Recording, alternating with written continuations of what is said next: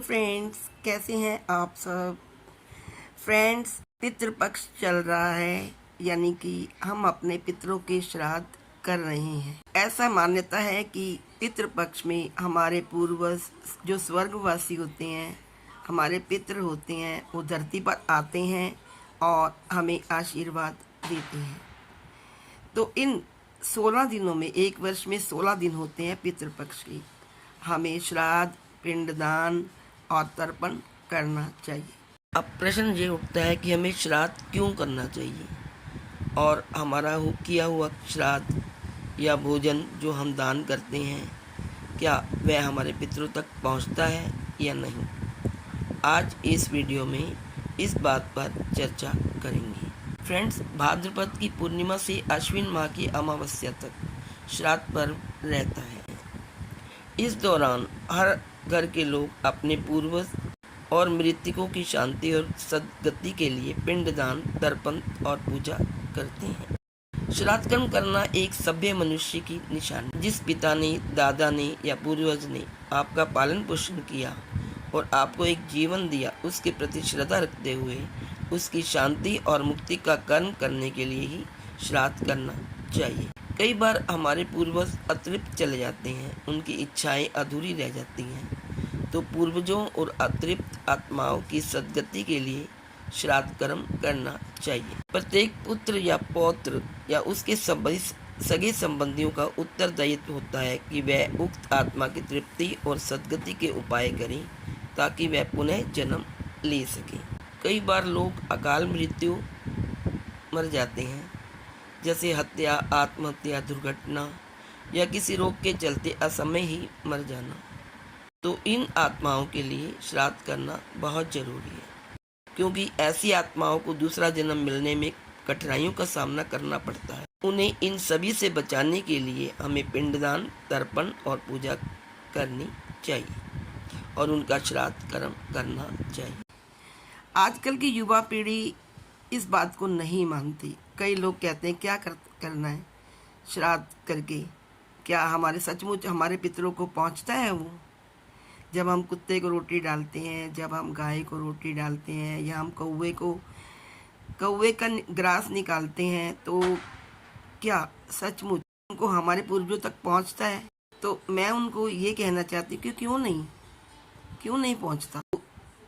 देखिए, आजकल अगर हम साइंटिफिक तरीके से सोचें तो जिस एनवायरनमेंट में हम रह रहे हैं, ये पूरा ही टेक्निकल हो गया है, पूरा डिजिटल हो गया है, पूरा साइंटिफिक हो गया है।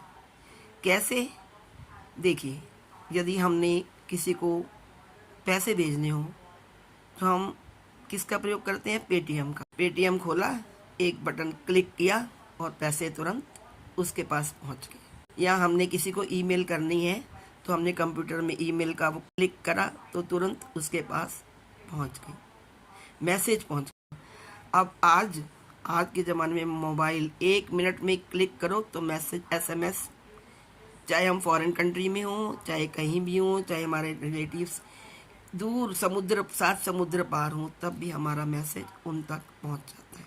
तो ये समझिए कि आज के युग में, वर्तमान काल में, अगर ये टेक्निक्स इतनी एडवांस है तो हमारे पूर्वजों की, हमारी देवताओं की टेक्निक्स कितनी एडवांस होती होगी। तो यदि हम कुत्ते को या हम गाय को या हम कौवे को ग्रास डालते हैं तो वो अवश्य ही हमारे स्वर्गवासी पितरों तक पहुंचता है।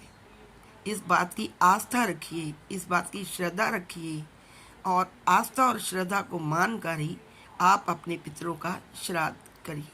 और ऐसी मान्यता है कि जो कौवा होता है वो हमारे पूर्वजों का, स्वर्गवासी पितरों का प्रतीक होता है, और गाय को भी और कुत्ते को भी हमारे पूर्वजों का प्रतीक ही माना गया है।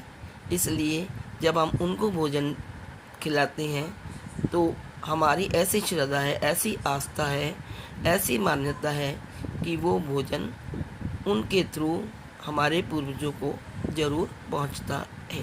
तो जब आज की ये टेक्निक एडवांस है कि हम 1 मिनट में किसी को मनी भेजनी हो, पैसा भेजना हो, तुरंत एक क्लिक करते हैं और तुरंत पेटीएम द्वारा, गूगल पे द्वारा या और भी कई सोर्सेस हैं जिसके द्वारा हम उनको पैसा तुरंत भेज देते हैं। ट्रांसफ़र, मनी ट्रांसफ़र कितना जल्दी है। देखिए हमारा पैसा बैंक में है, लेकिन हम एक क्लिक करते हैं तो बैंक से तुरंत उनके पास चला। तो यदि हम कुत्ते को रोटी डालेंगे, वो खाएगा, तो क्यों नहीं पहुंचेगा हमारे देवताओं के पास, हमारे स्वर्गवासी पितरों के पास क्यों नहीं जाएगा। हमें उन्होंने नाम दिया, हमें उन्होंने कुल दिया, हमें उन्होंने वंश दिया, तो हम उनके लिए सिर्फ इतना भी नहीं कर सकते। वो जीते जे हमें सब कुछ अपना सौंप गए। उन्होंने जितना धन कमाया, जितनी अपनी प्रॉपर्टी बनाई, जितना भी कुछ किया, अपना कुल सबसे बड़ा तो वो हमें नाम दाम दे गए, अपना कुल दे गए, अपना वंश दे गए। आज हम उन्हीं की बदौलत जाने जाते हैं कि हम ये कुल के हैं, हमारा गोत्र ये है, हमारी जाति ये है, हमारे पितृ इस जाति के थे, हमारे परदादा ये दादा परदादा इस जाति के। माना कि हमारा ये जो श्राद्ध करते हैं वो 3 पीढ़ियों तक ही रहता है। 3 पीढ़ियों तक ही हमें पिंडदान और श्राद्ध करना चाहिए, दादा और परदादा। देखिए श्राद्ध करना बहुत पुण्य का काम होता है। वो हमारे पूर्वज थे, हमारे पूर्वजों की ये परंपरा थी कि वे जब उनके दादा परदादा या माता पिता का स्वर्गवास होता था, वे उनका श्राद्ध करते थे। और तभी से हम भी उनको देखा देखी अपने पूर्वजों का श्राद्ध कर रहे हैं। और ऐसी मान्यता है कि जो कौवा होता है वो हमारे पूर्वजों का, स्वर्गवासी पितरों का प्रतीक होता है। और गाय को भी और कुत्ते को भी हमारे पूर्वजों का प्रतीक ही माना गया है। इसलिए जब हम उनको भोजन खिलाते हैं तो हमारी ऐसी श्रद्धा है, ऐसी आस्था है, ऐसी मान्यता है कि वो भोजन उनके थ्रू हमारे पूर्वजों को ज़रूर पहुंचता है।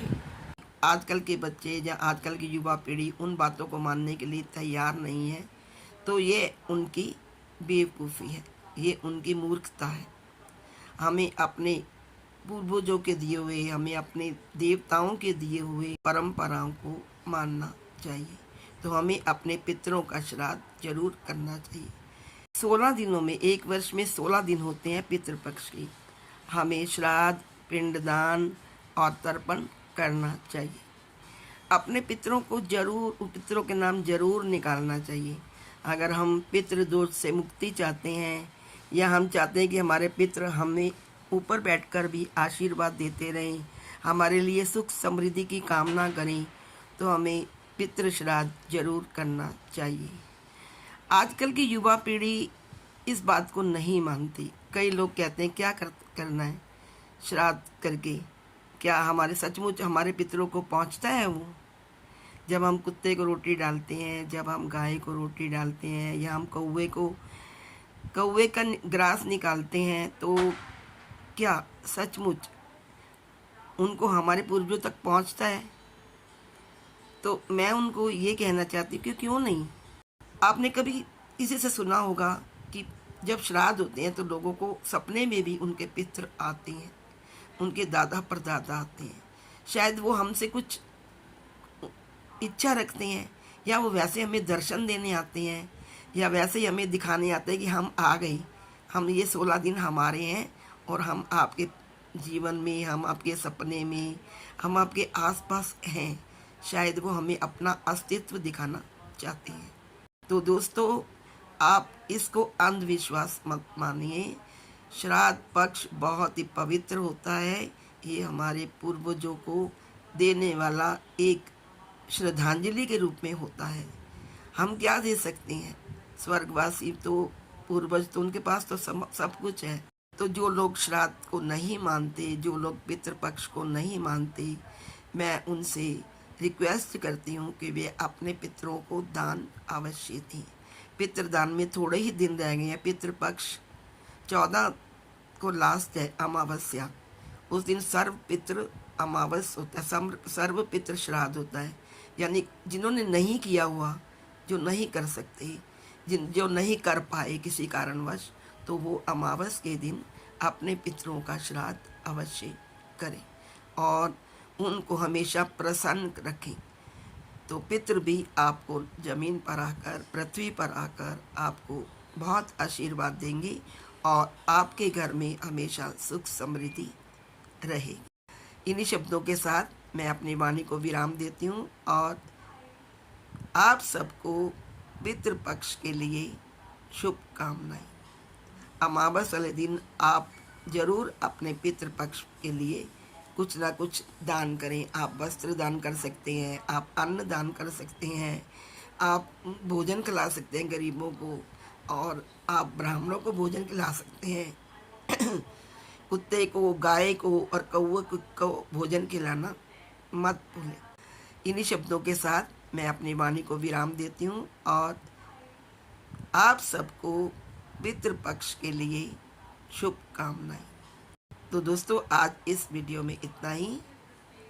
नेक्स्ट वीडियो लेकर मैं जल्दी आपके समक्ष उपस्थित होती हूँ। तब तक के लिए bye bye, take care, have a nice day. Please like, share and subscribe. Thank you.